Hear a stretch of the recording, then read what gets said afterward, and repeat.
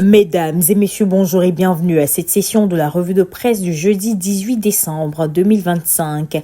L'actualité nationale est dominée par l'ouverture imminente de la campagne électorale. Fraternité Matin nous informe qu'à partir de minuit ce soir, les candidats se lanceront à l'assaut des électeurs pour le scrutin du 27 décembre, un rendez-vous aux enjeux multiples. Et puis, dans cette même course, le Patriote dresse un constat pour les adversaires du pouvoir, l'absence de l'opposition dans plusieurs circonscriptions reviendrait à dérouler le tapis rouge au RHDP.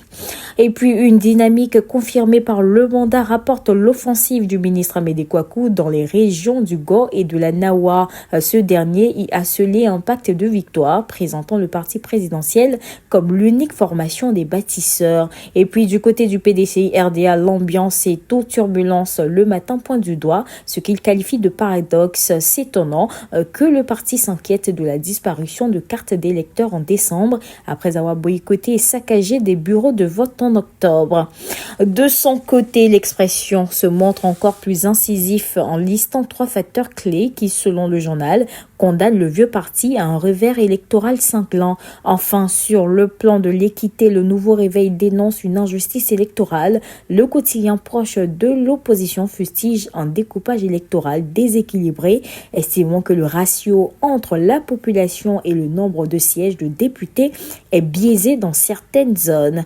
Le volet social est marqué par un plaidoyer humanitaire. Notre Voix se fait l'écho du cri de détresse des épouses de détenus d'opinion reçues par Daniel Boli-Claverie, président de la CAPCI. Elles réclament avec insistance la libération de leurs conjoints.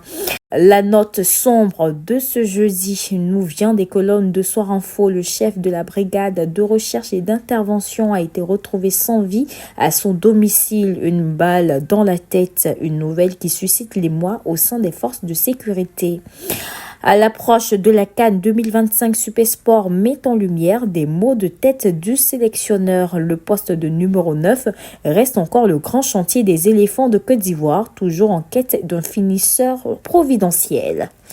Enfin, l'actualité internationale nous conduit avec le Jour Plus. Aux côtés de la CEDEAO, l'organisation régionale durcit le ton et dévoile de nouvelles mesures strictes pour contrer la prolifération des coups d'État en Afrique de l'Ouest.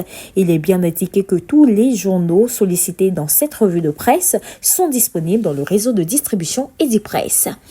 Mesdames et messieurs, voici ainsi égrené l'essentiel de l'actualité. Nous vous donnons rendez-vous demain, même heure, même canal. D'ici là, portez-vous bien.